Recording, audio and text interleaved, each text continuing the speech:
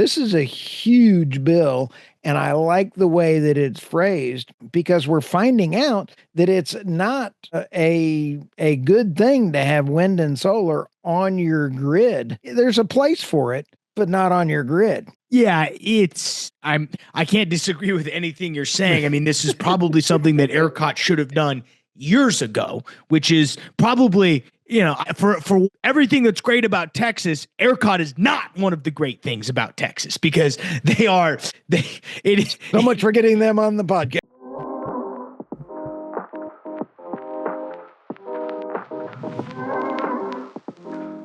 Hello, everybody. Welcome to the Energy News Beat Daily Stand-Up. This is the weekend edition.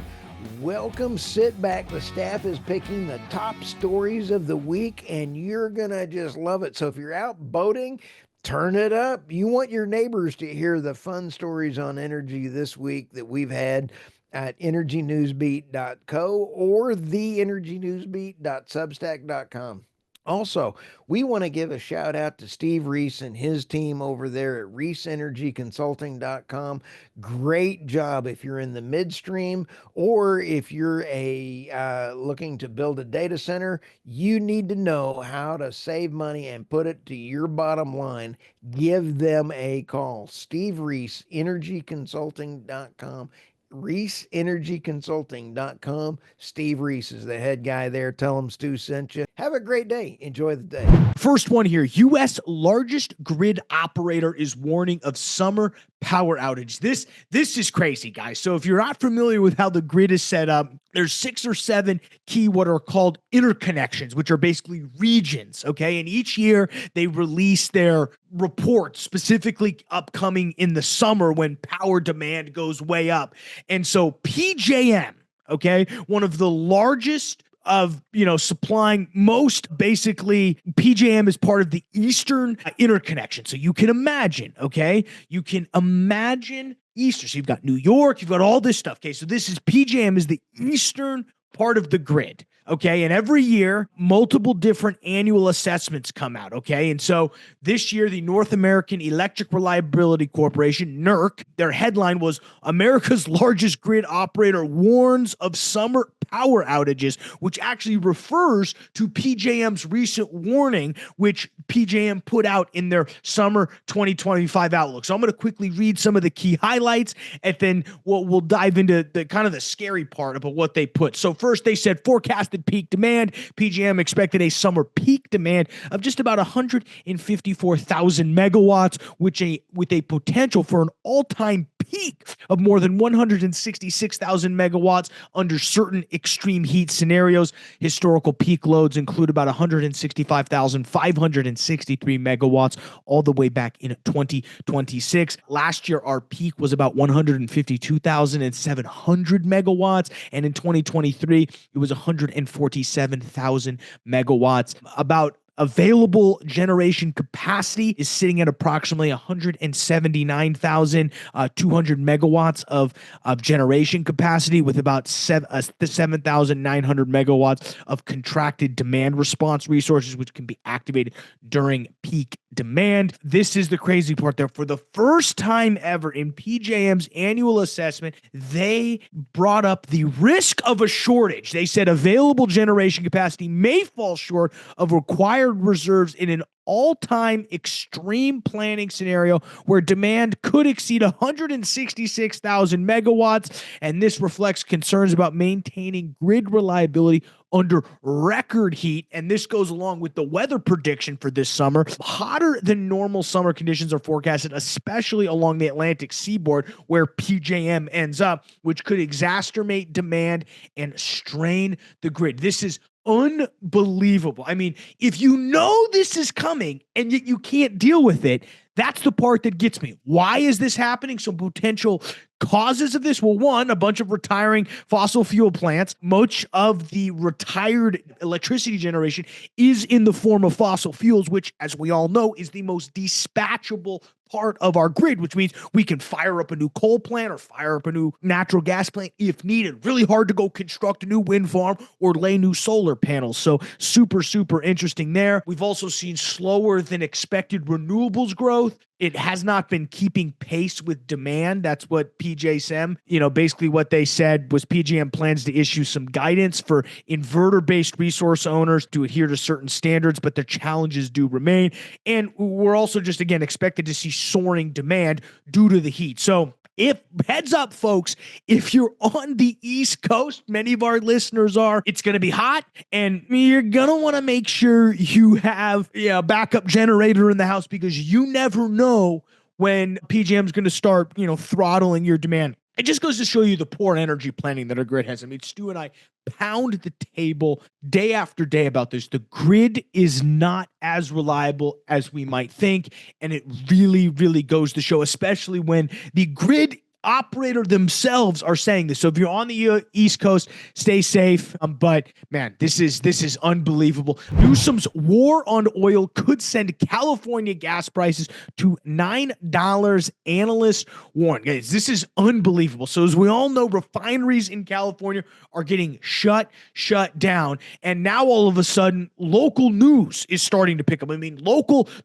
ABC News affiliate in Los Angeles, not the bastion of conservative thought here, okay? So the local ABC affiliate KABC7 reported, this is straight from the article, the Phillips 66 refinery in Los Angeles could close by the end of the year, which would send skyrocketing prices above $6, according to USC professor Michael Misch. Again, USC not known as a bastion of conservative economic thought. Even they think gas prices are going above $6. Misch also added that if that Valero refinery in the Bay Area closes by the end of next year, which is according to plan, that could send gas prices soaring close to $9 a gallon. So, I mean, they know this. They know that closing these refineries are going to drive gas prices up. Why do they do this? Who knows? This is the crazy part, though. In response to this, Governor Newsom, great friend of the show, one of our favorite governors, told the spokesperson at KFMB TV that the governor has directed the state to intensify collaboration with refineries to maintain a stable and affordable gasoline supply. What he does not point out is where those refineries are. They're probably not in California, and that's the funny part. They're just outsourcing their emissions to somebody else. Well, if it doesn't happen in California, then I guess it's okay. Not quite how it works. I don't think pollution just stays in the state in which it was made, or so the theory goes. It probably floats out into the atmosphere. So if you're truly, truly worried about emissions, why would you worry about it? It's the whole NIMBY thing. Not in my backyard. I don't care what happens over there. Those guys should be able to do it, but shouldn't happen in my backyard. It's unbelievable. CalMatters.org has actually sent out a warning. Again, CalMatters.org. Again, California, not the bastion of conservative thought. They warned in April that the closure of two refineries will again send gasoline prices sky high. And, this comes days after Newsom has already signed bills that require refiners to maintain minimum gasoline supplies. I mean, we know this. Newsom and his entire stooge of political creeps, we can call them that, creeps, have really been demonizing the oil industry for years. They've sought to ban the sale of gas-powered cars in the state. They've also accused the industry of price gouging them. Well, what are they going to do now when gas prices rise? Well, guess what? They're going to go back to their old bag of tricks and tell us that, oh yeah, they're price gouging again. So, I mean, the playbook is here. The playbook is here. Again, we saw a year ago Breitbart releasing a story that said Newsom was going to war with the oil and gas business. He blamed pump jacks in LA for local health problems. It's just unbelievable. Here's a quote from Newsom. They've been gouging. They've been taking advantage of you. They're lying to you. They've polluted. They're the polluted heart of the climate crisis. And then he also claimed that oil jobs would be replaced by clean energy jobs. Yeah, all that offshore wind they're building. I mean, it's unbelievable. Oil slick Newsom himself has no idea what's going on. So, maybe on his new fresh podcast that he's got, he should maybe bring on some energy experts to actually talk about this stuff, because clearly he doesn't know what he's talking about. He doesn't have anybody in his office who knows what he's talking about, and all he is out there for political points. So unbelievable. I mean, to be honest, for California's sake, I hope they do shut these refineries down. Let's just run an experiment and see what happens to those gas prices. Unbelievable. And this article article is actually from Irina Slav over at oilprice.com. We love Irina and her insights. We love oilprice.com. And just let me go through these bullet points here. Saudi Arabia faces fiscal strain as Brent crude prices remain below the $90 to $96 barrel needed to balance its budget, with a projected 2024 deficit of 5% of GDP. Michael, holy smokes, Batman. Despite non-oil sector growth, Saudi Arabia's economy remains tied to oil. Riyadh may tighten its spending or raise taxes, while analyst warns the deficit could exceed $67 billion if Brent averages $62 this year. Holy smokes, what a great article. No, great article. As you said, we love Irina Slav. But what's interesting is that they're the ones clearly behind driving the price down. And so I get all of these articles coming out saying they're still spending like $90 oil. They're still spending. They've got fiscal break-even prices above 90. Well, clearly they don't care, or they're down to take out debt in order to keep oil prices low. So it is a little bit of like, okay, sweet, but that doesn't necessarily change what they're doing now. It doesn't. In fact, I'm trying to take a look at and writing some articles and figuring some of this stuff out. And I think RT's got one over at the Crude Truth coming out tomorrow on what he thinks is going to be that. So we'll publish that one out there and taking a look at how he thinks the oil prices. He's got a pretty good insight as to what could be balancing out that number. Yeah. Again, I will beat this dead horse until it and I am dead. I'm tired of hearing about fiscal break-even prices in Saudi Arabia, because clearly they're willing to take they're willing to take long-term pain in order to lower oil prices. Why? We can only speculate, but I will beat that horse till it's dead and I pass out of heat exhaustion. I love me some Texas story. Now this one is from Ed Ireland. I love Ed Ireland. This is absolutely wonderful. And I recommend everybody follow edireland.substack.com. And when we take a look at Winter Storm Uri pushed Texas electrical grid to the brink within 4 minutes and 37 seconds from a total collapse. Michael, that's pretty darn close. But the problem in Spain was, Michael, they lost power for 3 seconds. Oops. As power generation failed and electricity demand skyrocketed. Since then, ERCOT, the Public Transmission Commission of Texas, and lawmakers, weatherization requirements for power plants to handle extreme cold passed. And now here's where it gets kind of fun. If you take a look at this quote in here, Texans now pay the highest electricity rates in the South, up 28% in just 4 years, and it's not an accident. We're shelling out, listen to this, Michael, $2 billion a year to cover the reliability costs dumped on us by the wind and solar costs that they should be paying. Next year, over 50% of our reliable power, natural gas, coal, and nuclear, will be 30 years old. Why? Because the market is rigged to favor more unreliable, subsidized generation. This is a huge bill, and I like the way that it's phrased, because we're finding out that it's not a good thing to have wind and solar on your grid. There's a place for it,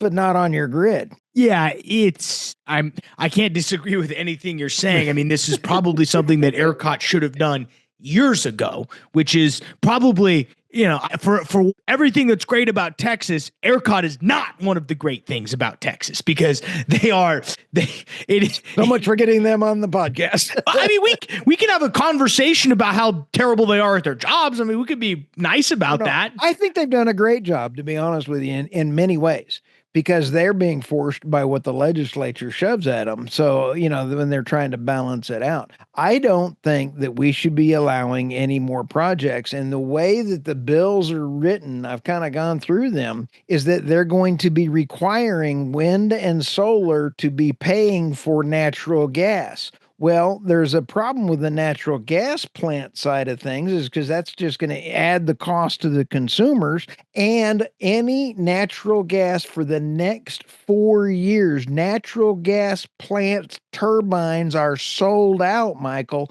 We are in a national crisis here, Ro. Yeah. So we got to keep these things rolling. The coal plants that are there and everything else. Is Shell sizing up? Biggest power grab yet. Guys, there is massive speculation that Shell is considering purchasing BP, which would be pretty unbelievable. And this comes off the back of some weak earnings by BP. Pretty unbelievable what they're saying here. This basically was run in Reuters right now, and there's this speculation has really resurfaced mainly because of that 5% stake that Elliott Management bought, who's trying to get some premium for that. Stu, if you were running corporate development at Shell, what would your recommendation be to, or I guess, let me see, as the CEO of Shell, what would you think? I'm your corporate development guy. I come to you and say, hey, Stu, I think we need to buy BP for these reasons. What should those reasons be? And what do you think Shell should do in this case? If I was the CEO of either Shell or BP, I would move. Let's two answers. I would make an offer to BP before they moved to the United States, and then I would move Shell to the United States. And here's why. They have now gone to 78% tax because of the windfall profit taxes that has been going on. I would, trying to protect my shareholders would make more money if I was in the United States. Now, if I was the BP CEO, I would move to the U.S. before Shell made the offer so that I could get a bid from ExxonMobil or Chevron. And here's why.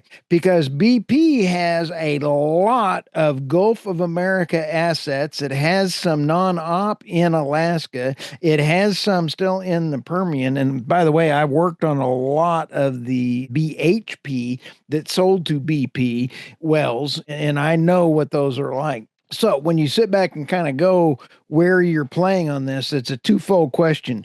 If I'm the CEO of Shell, I would say I need to do it and then I'll move. But if I'm the CEO of BP, I move so I can get another bid and put a bid war going on to really increase the value of my company. No, absolutely. I completely agree with you. And it'll be interesting to see because the U.S. also gets, being listed on a U.S. stock exchange also gets a little bit of a premium. So if Shell waits for BP to reorganize in the U.S., then they have to pay U.S. stock market, quote unquote, premium prices. The question is, if they do it before BP reorganizes, do then they have to pay even more of a premium to match a so-called U.S. Be very interesting, but I love where your head's at. Completely agree. Equinor could axe the wind project in New York within days, and I couldn't be happier, quite honestly. But I went and looked up how much Equinor was actually paid. And it's kind of interesting that they've already been paid a bunch of money from investors and everything else. And I could not track it down, so I did not put it into the story. But the Norwegian energy giant Equinor is considering terminating its 810 megawatt Empire Wind farm off Long Island due to the Trump administration putting a halt to the construction project. I can't blame them, because all this is going to do is, with the tax credits going away, is going to raise New Yorkers' electricity. That's all it is going to do. Yeah, and what this article is really talking about is the fact that you've got one side of the equation where Equinor is saying, hey man, these were approved. We've spent, I mean, you read the article here, they've invested over $2.5 billion and costing them hard cash $50 million a week. Right. To keep, what is it, 11 vessels on standby? So I see where Equinor is like, I mean, come on, guys. Like, I get that you may not like offshore wind, but this has been approved. We've spent a lot of money. What's going on here? On the other side of the equation, you've got Doug Burgum, Secretary of the Interior, basically saying that, hey, this project was rushed through and it didn't go through the approval process. Now, okay, there is something to be said about legislation through regulation. When it favors our side, maybe we overlook it a little bit.